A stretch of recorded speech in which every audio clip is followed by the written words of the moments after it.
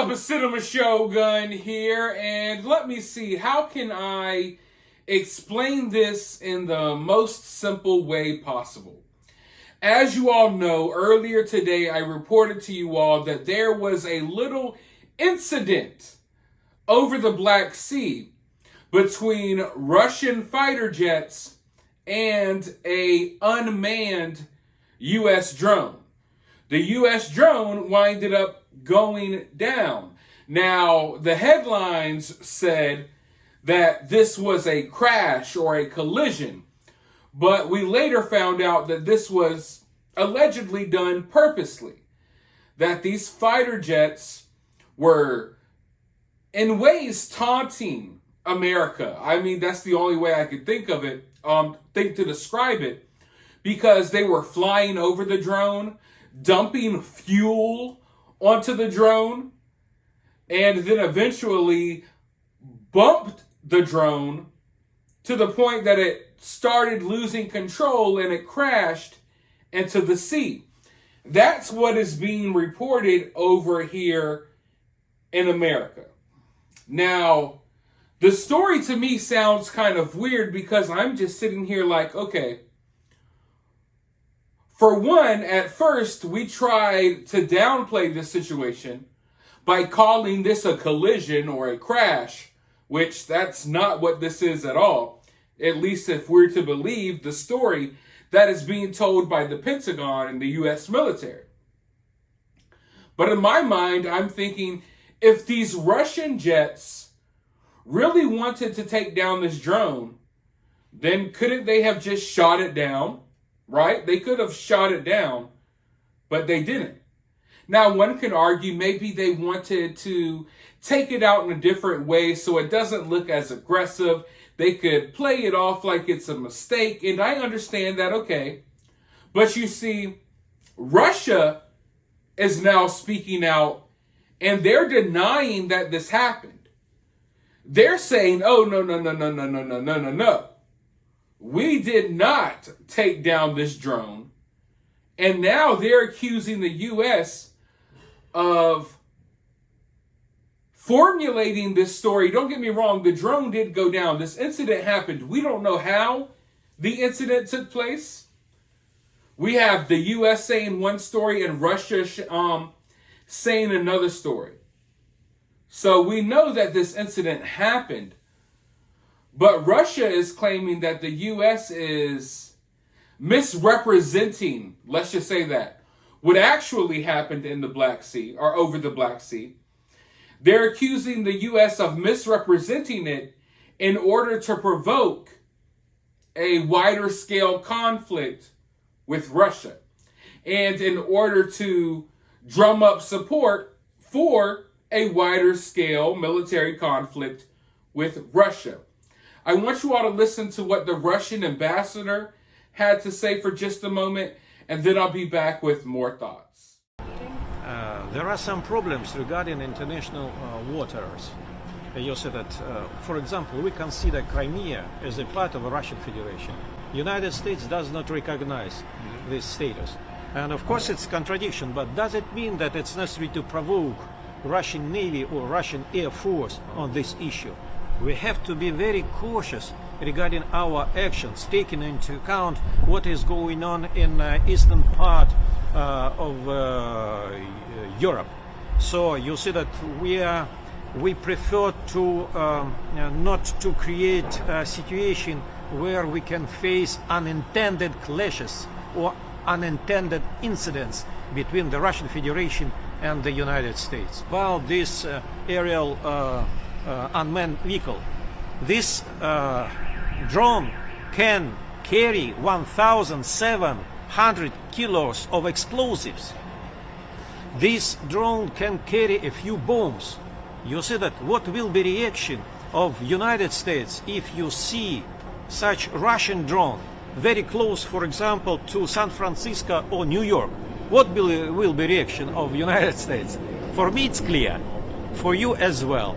And American mass media could show us in a very unpleasant way. don't want any confrontation between the United States and Russian Federation. We are in favor of pragmatic relations for the interest of the people of the United States and Russian Federation. You see, it's being reported in Russia that this drone turned off its responders and it was headed straight for Russian airspace.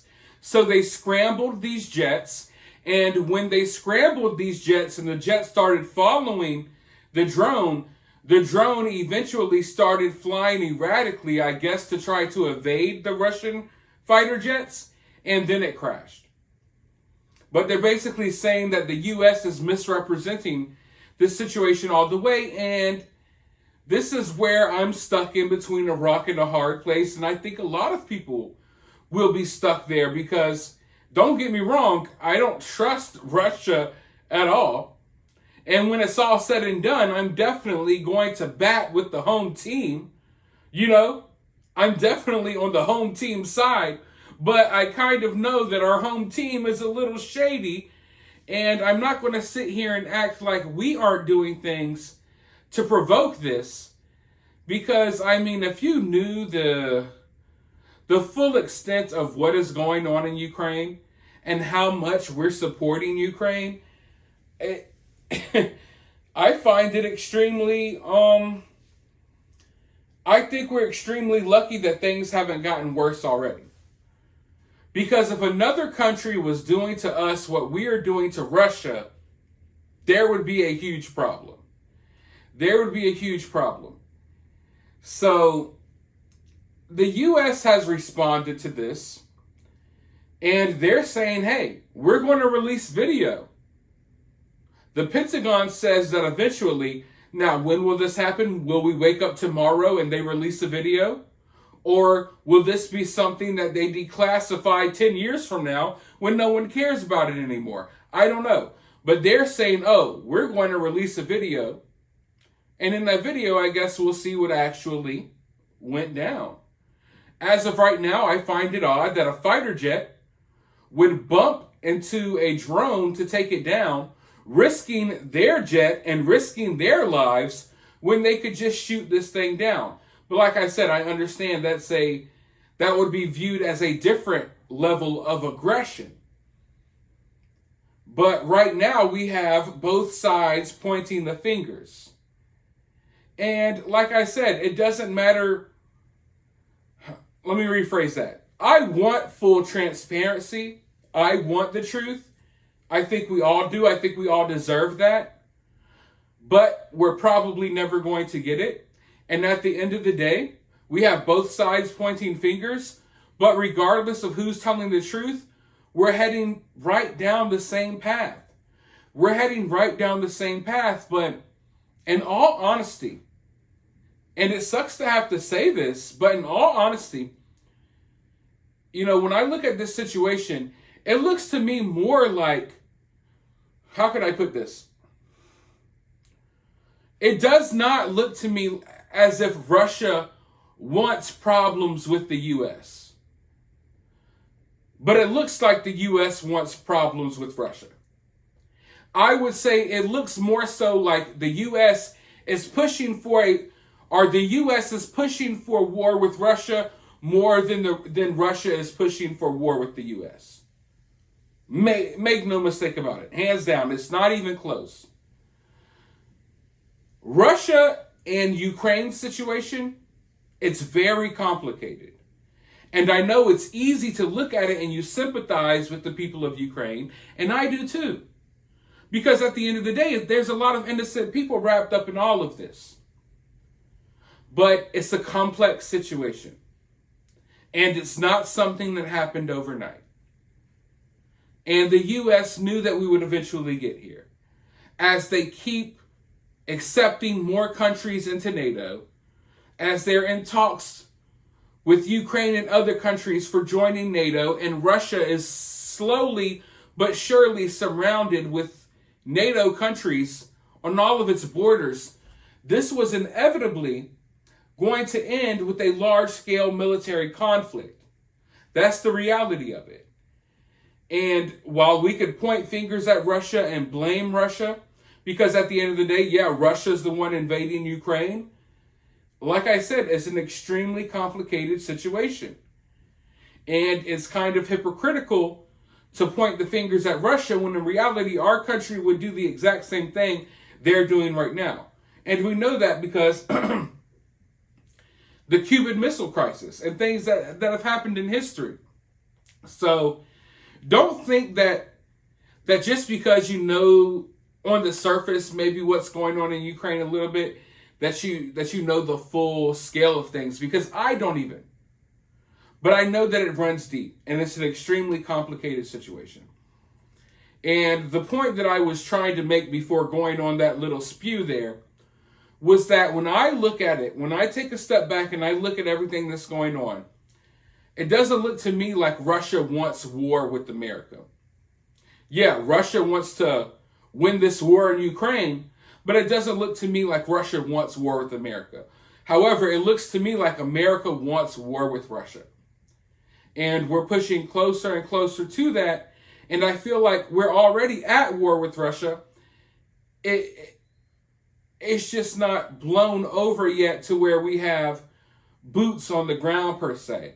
But we're sending in tons of military equipment. We're funding Ukraine. We're funding Ukraine to the point that we're paying for people's retirement and stuff over there. It's insane. It's insane.